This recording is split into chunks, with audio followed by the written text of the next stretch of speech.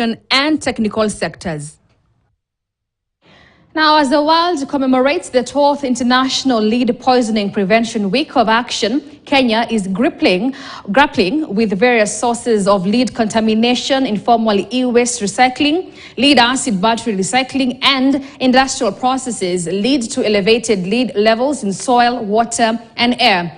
And as Chebet Birir now reports, vulnerable populations, particularly women and children of reproductive age, face heightened risk of lead poisoning, which can result in irreversible neurological damage. Take a look.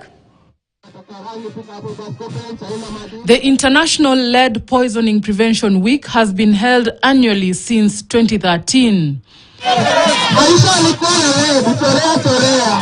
This year's theme was centered around involving governments, civil society organizations, health partners, and others in highlighting the risks of lead exposure and the need for action to protect children's health. Lead poisoning exposure has detrimental effects, especially to the pregnant mothers, their unborn children.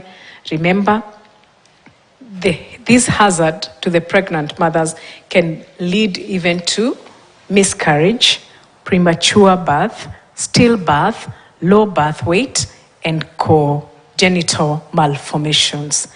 Lead poisoning occurs when lead builds up in the body over several months or years. According to the United States Agency for International Development, USAID, about 800 million children in developing countries, including Kenya, are affected by lead poisoning. This means that 1 in 3 children globally is bearing the brunt of this deadly exposure, with about 1 million deaths annually.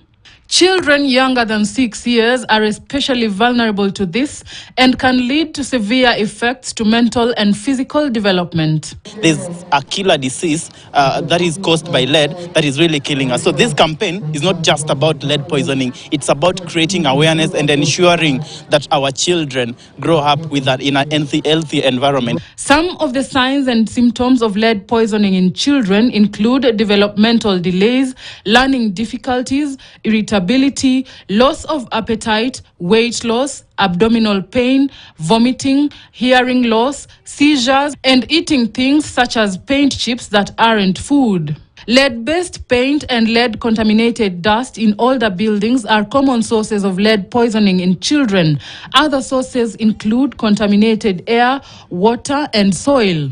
Lead poisoning accounts to 0.6% of the global burden of disease and contributes to approximately 600,000 cases of intellectual disability in children annually.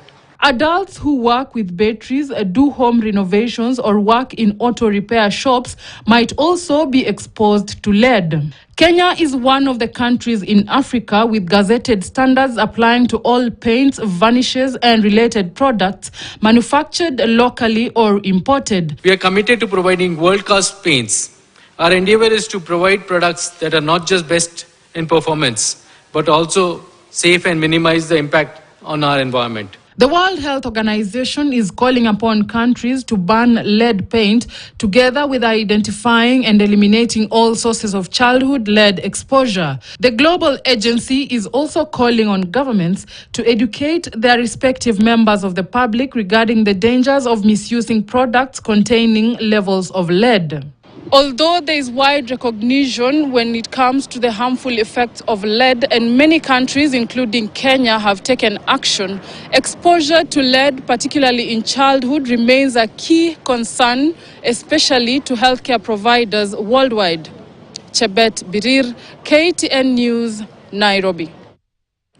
Meanwhile, youth have been urged to